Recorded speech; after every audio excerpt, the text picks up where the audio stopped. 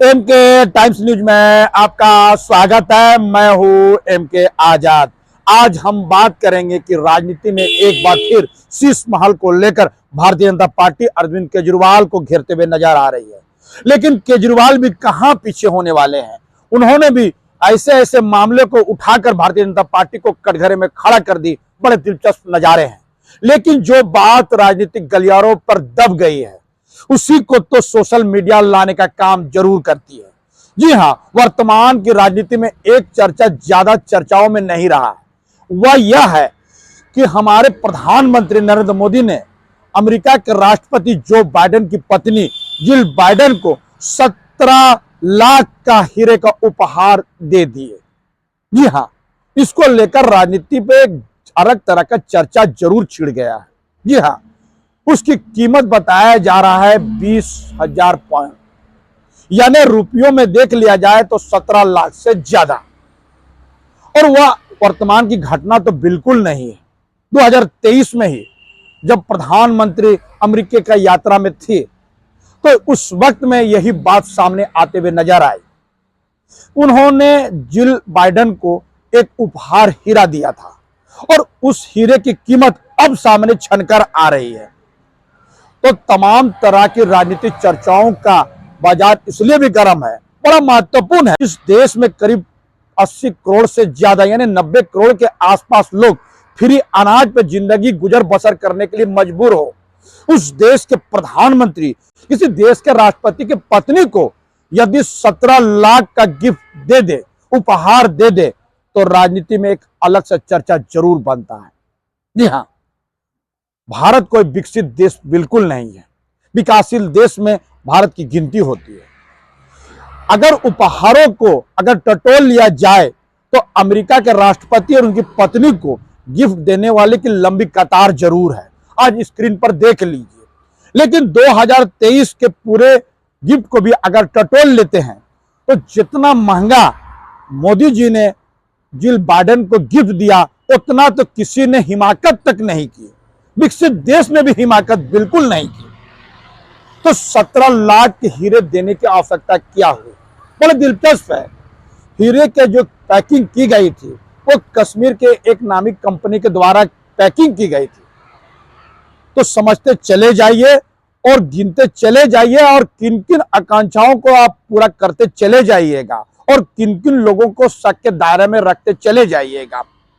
वर्तमान में बात किया जा रहा है शीश महल को लेकर और भारतीय जनता पार्टी यह बात कहते हुए नजर आती है कि केजरीवाल जो आम आदमी की बात करते हुए नजर आते थे, वो कहते थे कि मैं कोई भी सिक्योरिटी नहीं लूंगा, मैं कोई भी आवास नहीं लूंगा, तमाम तरह की सुविधाओं नहीं लेने का वादा पूरी तरह से अरविंद केजरीवाल करते हुए नजर आए। लेकिन 65 करोड़ का अपने लिए एक शीश महल तैयार कर लिए। विदेशों के लगे हुए पर्दे, अरे विदेशों से पर्दे मंगाए गए, टाइल्स भी विदेशों से मंगाया गया। यह बात भारतीय जनता पार्टी कहते हुए नजर आई। ने शीश महल का उपयोग कर दिया तो राजनीति में एक बार चर्चा जरूर हो गया। और अरविंद केजरीवाल सामने आए तो उन्होंने कहा कि प्रधानमंत्री को तो कहने का अधिकार बिल्कुल नहीं है। वो तो 2700 करोड़ का अपना मकान बना लिए। अब बता दीजिए 2700 करोड़ और मात्र 65 करोड़, तो किन किन बातों को टटोलिएगा। राजनीति में जो लोग सत्ता में बैठे रहते हैं उनकी मनमानी, उसकी ठसक, उसकी लचक की कोई बात ही नहीं कर सकता। और इसीलिए तो सभी लोग प्रधानमंत्री, मंत्री, मुख्यमंत्री, विधायक, सांसद, मुखिया, पार्षद बनने के लिए बेचैन दिखते हैं। किसी को देश सेवा से ज्यादा मतलब तो बिल्कुल नहीं है। राजनीति पर नजर रखने वाले अक्सर ऐसी बातें कहते हुए नजर आते हैं। जी हां, वर्तमान की राजनीति को टटोल लीजिए तो आम आदमी अब चुनाव लड़ने का सोच भी नहीं सकता। कितने पैसे खर्च हो जाते हैं। चुनाव को टटोलते चले जाइए। एक एक विधायक, एक एक सांसद बनने के लिए करोड़ों रुपए फूंक देते हैं, जैसे करोड़ों रुपया अब कोई माने नहीं रखता है।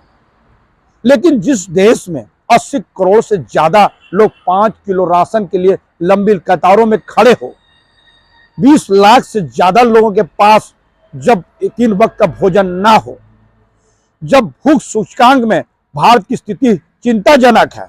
खुशहाल देशों के सूचकांक को टटोल लीजिए, हम कहां चले जाएंगे पता ही नहीं। लेकिन जब देश के प्रधानमंत्री 17 लाख रुपया का उपहार जब दे दे तो सवाल तो राजनीतिक गलियारों पर चर्चा का विषय बनता ही है।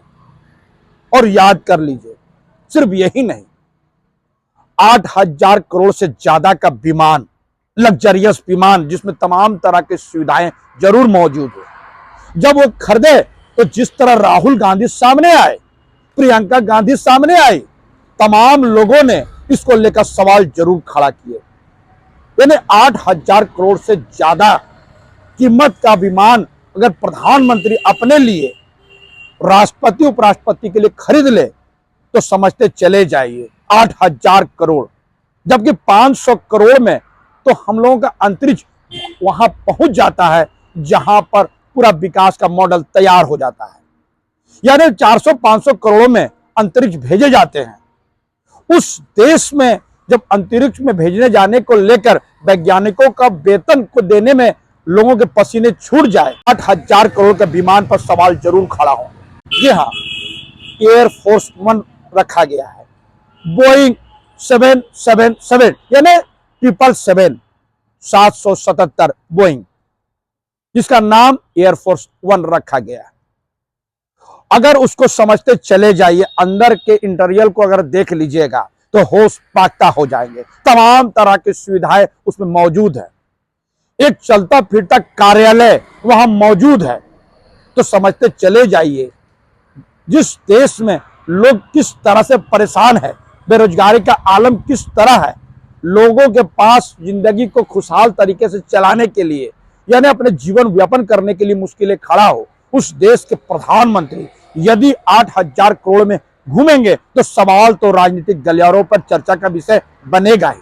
इसे कौन रोक सकता है? अमेरिका से मंगाया गया ऐसा विमान जिसमें अमेरिका के राष्ट्रपति भी घूमते हैं, उसी तरह के सुविधाओं से लैस है। इस तरह से भारत के प्रधानमंत्री ने बोइंग 777 बोइंग 777 यानी 777 के बारे में, खासियतों के बारे में पता करते चले जाइएगा। तमाम तरह से समान तरह की सुरक्षा से लैस जरूर है, कोई परिंदा पर बिल्कुल नहीं मार सकता। सबसे बड़ी खासियत देख लीजिए कि एक बार ईंधन उस पर भर दिया जाएगा, यानी एक बार उस विमान में पूरी तरह से ईंधन भर दिए जाएंगे तो सीधे भारत से उड़कर अमेरिका पहुंच जाएगा। और सुविधाओं का तो आप पता करते करते चले जाइएगा तो आप थक जाइएगा, हैरान भी हो जाइएगा। तो जिस देश के प्रधानमंत्री खुद 8,000 करोड़ के विमान में उड़ते हुए नजर आएंगे, उड़न खटोला में उड़ते नजर आएंगे, तो अरविंद केजरीवाल का मात्र 65 करोड़ के शीश महल पर सवाल क्यों खड़ा किया जा रहा है? यह सवाल तो केजरीवाल का वाजिब जरूर बनता है। तो सिर्फ यही नहीं, हमारे प्रधानमंत्री नरेंद्र मोदी जी जिस वाहन में चलते हैं, जिस मर्सिडीज गाड़ी में चलते हैं, उसकी कीमत भी 12 करोड़ है। जी हाँ, वो भी पूरी तरह से सुविधा से और सुरक्षा के दृष्टिकोण से पूरी तरह लैस। और यही नहीं, एक काफिला है कारों का जो महंगा काफी है। तो 12 करोड़ के मर्सिडीज में भी हमारे प्रधानमंत्री घूमते हुए नजर आते हैं। मैंने कहा ना, किन किन बातों को टटोलिएगा। तो इसीलिए तो लोग प्रधानमंत्री और मंत्री और सीएम और विधायक और सांसद बनना चाहता है, लग्जरियस, अपने मन मुताबिक, चाहे सुरक्षा का हवाला देकर या तमाम बातों को रखकर या सुविधाओं को देखते हुए तमाम तरह के प्रश्न खड़ा करके अपने लिए लग्जरियस लाइफ जीने का एक नया तरीका यही है। तो समझते चले जाइए और याद कर लीजिए, प्रधानमंत्री का 10 लाख का सूट, सोने का तार से गुदा हुआ प्रधानमंत्री का नाम, इसको लेकर भी राजनीतिक गलियारों पर चर्चा का विषय बना हुआ था। इसको लेकर विपक्ष के तमाम नेता अपने अपने अंदाज से कुछ न कुछ कहते हुए जरूर नजर आए। और इसका खुलासा ब्रिटेन के अखबार ने किया तो उसकी कीमत करीब 9,27,000 समथिंग यानी 10 लाख के आसपास थी। यह कोई भारतीय अखबार ने बिल्कुल नहीं निकाला, लेकिन ब्रिटेन के अखबार ने हिम्मत जरूर दिखाई, कीमत तक बता दी। तो समझते चले जाइए, बाद में वो सूट नरेंद्र मोदी जी ने नीलाम कर दिए। तो सुविधाओं का क्या है और किन किन बातों को टटोलते चले जाइएगा। निश्चित तौर पर यह कहा जा सकता है कि अरविंद केजरीवाल ने भी जिस तरह से शुरुआती दौर पे यह लोगों को समझाने में कामयाबी हासिल की कि वो तो आम आदमी है और राजनीति में सुचिता की बात करेंगे, वो आम आदमी का तरह जिंदगी बसर करेंगे, चाहे वो सीएम ही क्यों ना बन जाए। ना वो लग्जरीज गाड़ी रखेंगे, ना सुरक्षा में घूमेंगे, ना ही उनके लिए लाल बत्ती होगा। वो आम आदमी की तरह जिंदगी जीने के साथ साथ राजनीति में एक नई परिभाषा गठित करने के लिए, बनाने के लिए वो आए हैं। तमाम राजनीतियों को आईना दिखाने के लिए वो राजनीति में आए हैं, लेकिन ऐसा होता हुआ नहीं दिखा। अरविंद केजरीवाल ने भी जितने सपने संयोजे थे और जितने सपने लोगों को दिखाए थे, वो सपने बिल्कुल पूरे नहीं हुए। तो भारतीय जनता पार्टी कई मुद्दों को लेकर सवाल खड़ा करती है, तो उसके भी मायने जरूर है। वो यूं ही तो बिल्कुल नहीं है, लेकिन जब प्रधानमंत्री शीश महल की बात करने लगे तो सवाल फिर खड़ा हो जाता है कि कहा जाता है कि राजनीति में कि सूप चलनिया को दोष देने वाले हैं, यानी चलनिया और सूप का जो कहावत है वो वर्तमान की राजनीति में चरितार्थ होता हुआ दिखता है। तो ये तो हम लोगों के पास मौजूद बातें हैं, और प्रधानमंत्री के चश्मा का कीमत भी जान लीजिएगा तो हैरत में पड़ जाइएगा। और तो और उनके पेन के कीमत को लेकर भी विपक्ष ने कई तरह के सवाल खड़ा कर दिए। तो चश्मा, पेन, गाड़ी और विमान सभी विदेशी हो तो स्वदेशी नारे का दम तो निकल ही जाएगा। और बड़े दिलचस्प नजारे हैं, वर्तमान में स्वदेशी नारे अब पूरी तरह से विलुप्त होता हुआ नजर आते हैं। जब प्रधानमंत्री मनमोहन सिंह थे तो कहीं ना कहीं गाहे बेगाहे स्वदेशी जागरण मंचों के द्वारा तमाम तरह के प्रयास किए जाते थे, धरने लगाए जाते थे, लोगों को जागरूक करने की बात होती थी। लेकिन 2014 से लेकर 2024 को टटोल लीजिए तो स्वदेशी जागरण मंच कहां चले गए, स्वदेशी नारा लगाने वाले तमाम लोग कहां चले गए। टॉर्च मारकर भी ढूंढिएगा, ललटेन लेकर भी ढूंढिएगा, वेपर लगा के भी घूमिएगा, लाइट जला के भी घूमिएगा, तो वो मिलते हुए नजर नहीं आएंगे। तो किन किन मुद्दों को और कैसे कैसे बातों को टटोलते चले जाइएगा। जब टटोलना शुरू करिएगा तो बातें खत्म नहीं होगी। मैंने फिर कहा और वर्तमान में भी कह रहा हूं, सुनते चले जाइए। इसीलिए तो लोग प्रधानमंत्री, मंत्री, विधायक, सीएम, सांसद और तमाम तरह का सुविधा से लैस होने वाले तमाम पदों को लेने के लिए जी तोड़ कोशिश करते हैं। नेताओं का चरित्र मुख्यमंत्री बनने के लिए, मंत्री बनने के लिए डोल जरूर जाते हैं, क्योंकि उनको मालूम है कि बड़ी मशक्कत के बाद विधायक और सांसद बनते हैं। करोड़ों फूकने के बाद तमाम तरह की मिमिक्री और तमाम तरह की चिचौरी और कहां कहां झुकने नहीं पड़ते हैं नेताओं का।